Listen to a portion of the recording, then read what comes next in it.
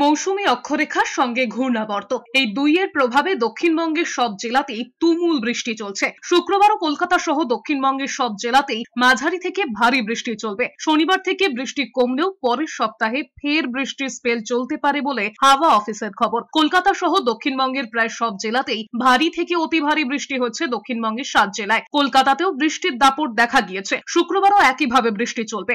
ভারী বৃষ্টির সম্ভাবনা রয়েছে পশ্চিম বর্ধমান, বীরভূম, পুরুলিয়ায়। উত্তরবঙ্গের দার্জিলিং, কালিম্পং, জলপাইগুড়ি এবং আলিপুরদুয়ারে ভারী বৃষ্টির সম্ভাবনা রয়েছে। মৎস্যজীবীদের গভীর সমুদ্রে যেতে নিষেধ করা হয়েছে।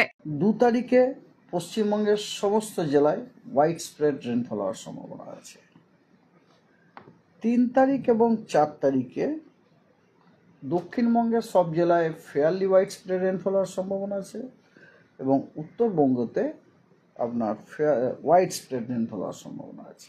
5, 6, 7 আগস্টে পশ্চিমবঙ্গের সমস্ত জেলাতে হোয়াইট স্প্রেড রেনফল হওয়ার সম্ভাবনা আছে।